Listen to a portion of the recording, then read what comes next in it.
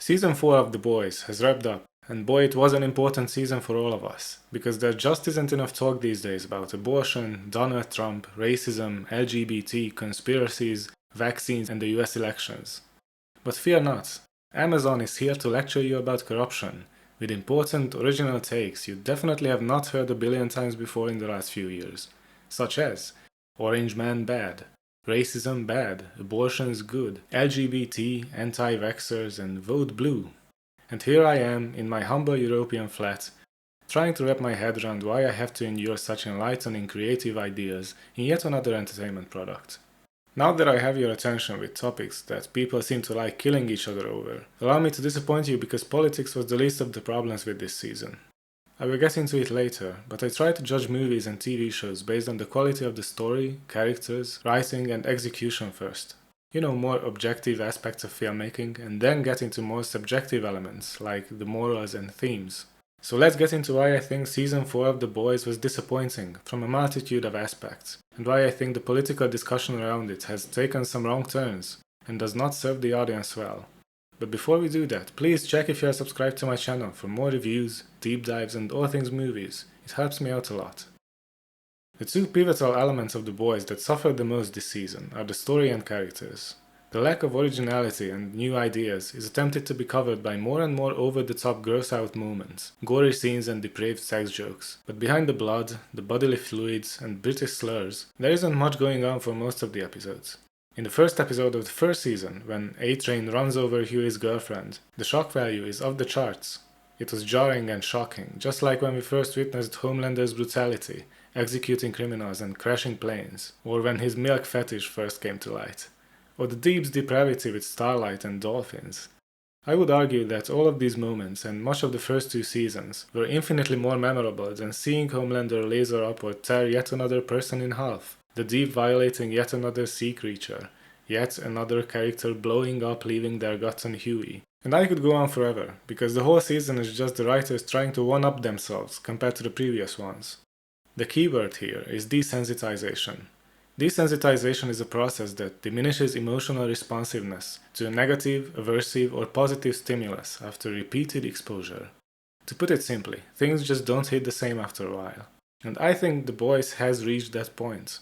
After witnessing the Ant-Man sequence, or that pop class scene, or Herogasm, or the Sage Grove escape, there is no amount of dicks put on the screen or people blowing up that will have the same effect as before, because we've seen it all. And when that happens, the writers have two choices.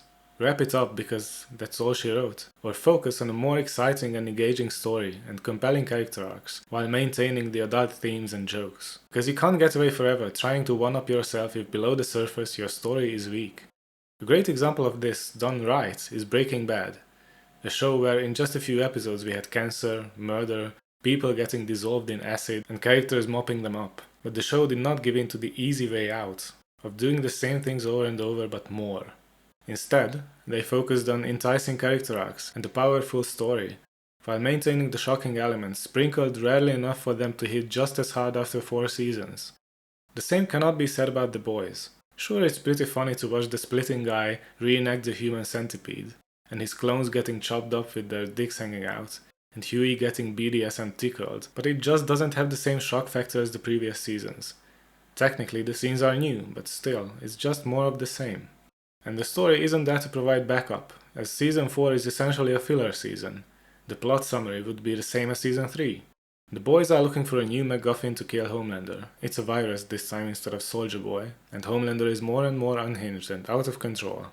Except this time it takes a whole season to get the MacGuffin, so essentially it's just a setup for a final season. And Homelander doesn't really get more unhinged than before.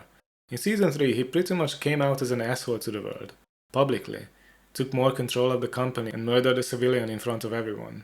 He did a complete 180 in the public eye, made drastic changes to the status quo, but the ramifications of that, which I was most curious about, are not really explored at all in the season, beyond superficial allegories. His trial is done in a few episodes, and the shallow Patriots versus Starlighters dynamic is set up, which is the same old Republican versus Democrat metaphor as the writers are embracing the fact that Homelander is Trump more and more. It's always been the case, but this time it's election season, so it's a bit more on the nose. Nevertheless, Homelander is still the one carrying the show, and Anthony Starr's performance is excellent as always. He steals every scene, you can feel his presence, and the highlight of the season is easily the episode 4 sequence of him revisiting his childhood torture lab and taking revenge on everyone. Funnily, the showrunners and actors keep speaking about how wrong it is for people to idolize or sympathize with Homelander, as he's the villain. But the writers keep coming up with scenes that are either funny or weirdly satisfying to watch, or paints him in a sympathetic light, like with a history of childhood trauma and abuse. This is not really a complaint, as I think he is the best character by far, and a great villain, but speaks volumes about how out of touch a Hollywood elite actor and producer can be. Other than Homelander's election shenanigans with Victoria, and the boys looking for a new Homelander killer in the form of a virus, there isn't much more in the core storyline. Instead, we have small character arcs for the others. Let's talk about couples a bit. Huey and Starlight are barely a couple this season. I was genuinely shocked when Starlight's abortion came to light. Not because she had one, but because that implies she had sex with Huey. All chemistry is lost between these two. They don't feel like a couple, not even friends really, just two people hanging out in the same scenes. The reason for that, in my opinion, is they went through it all. Falling in love, trust issues, lies, insecurities, breakups, reunions, and there isn't much else to do with them as a couple. So they just hang out when together, and the focus is shifted towards more personal storylines. But those storylines are quite weak this time around. Huey's dad is dying, his mom is back, they make up after all the years, she juices his dad up with Compound V, he becomes a demented shadow cat, and then Huey kills him with a drug. On top of that, all of this is done in about 4 episodes and like 20 minutes of screen time. Maybe less. It's so fast there is no way to actually process what happens, for the viewers or the character himself. So he goes on to be sexually assaulted for a few episodes and makes a few phone calls. Starlight on the other hand is doing strong independent woman things again. She drops her soup name, starts her company and turns towards activism. But the cognitive dissonance of her abortion coming to light and her being outed as a real bitch to others during her childhood results in Spider-Man 2. She loses her powers and gets them back after overcoming her personal psychological hurdles.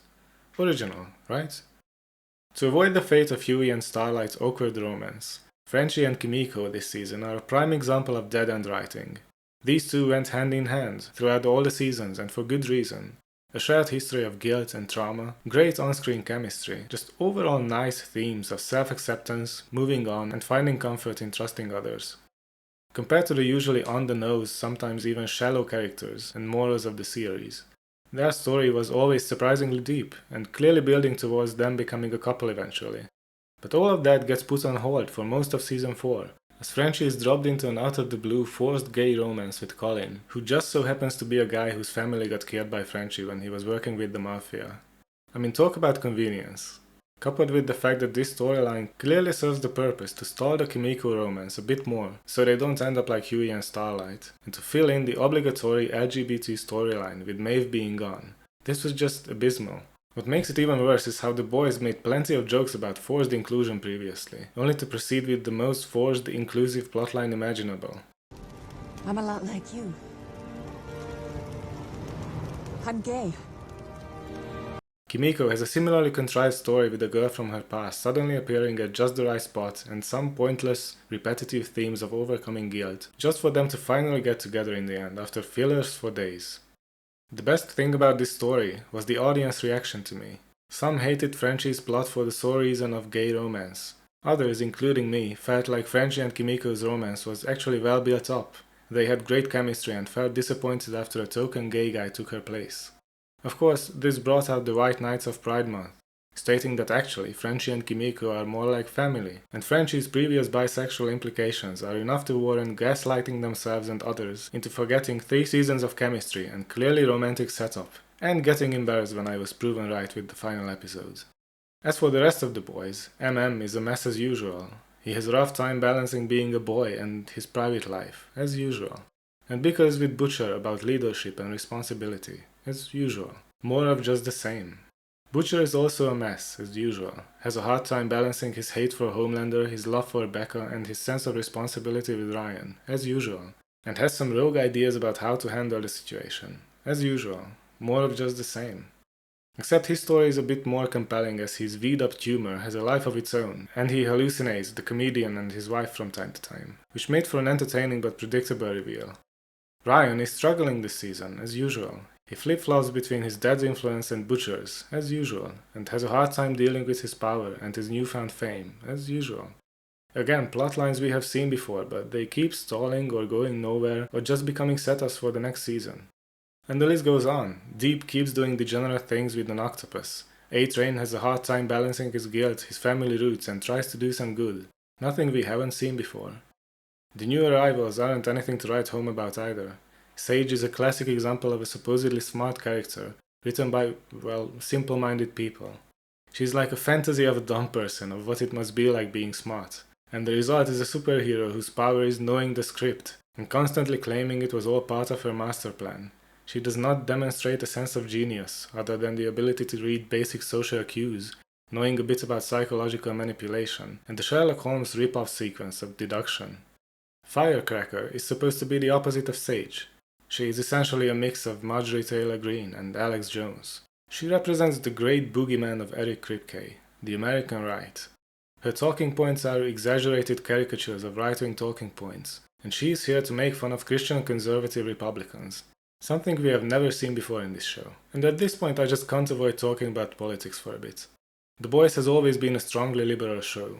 Yes, it made fun of corporate inclusion policies a few times, but the show itself is guilty of the same thing, with many race and gender swaps. At its core, The Boys talks about corporate greed, women's empowerment, institutional racism and misogyny, homophobia, and other prominent left-wing talking points, and does so quite blatantly. The thing is, these topics have been the themes of the show, not the plot itself. In Season 4, the plot is lost. Instead, we have fillers on top of fillers, dead-end stories and distractions of gross-out moments and comedy, and a blatant ad for the Democratic campaign of 2024. The Trump campaign slogans are regurgitated by Homelander and Newman. January 6 is highlighted multiple times as the date Homelander ends democracy, and of course the usual talk about abortion, racism, and your whole 2024 campaign is in the script. What makes it interesting is that it was clearly written in a different political climate than today, which has changed a lot over the few months, or even weeks. It was clearly written before the assassination attempt on Trump, the presidential debate meltdown, Joe Biden's withdrawal from the campaign. Just some of the events that shook up the world completely, and left the party in disarray that the series tries so desperately to show as the common sense choice versus the absolutely lunatic conspiracy-minded alternative.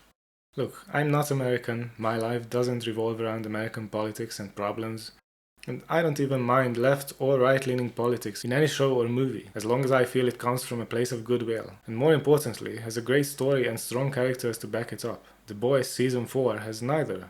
The show is not a disaster, it's still funny, Homelander is still insanely charismatic. The Boys are a tested group with great chemistry.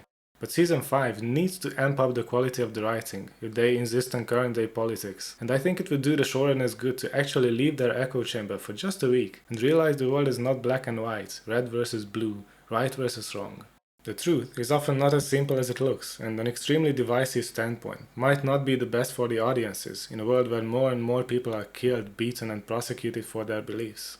Preaching about forced inclusion and racism while consistently race and gender swapping characters, deeming half a country's population conspiracy-minded lunatics while talking about the dangers of social divide and hostility in politics, comes off stupid at best or arrogant and hypocritical at worst. I do love this show, but I fear this season lacked the it factor of the previous ones.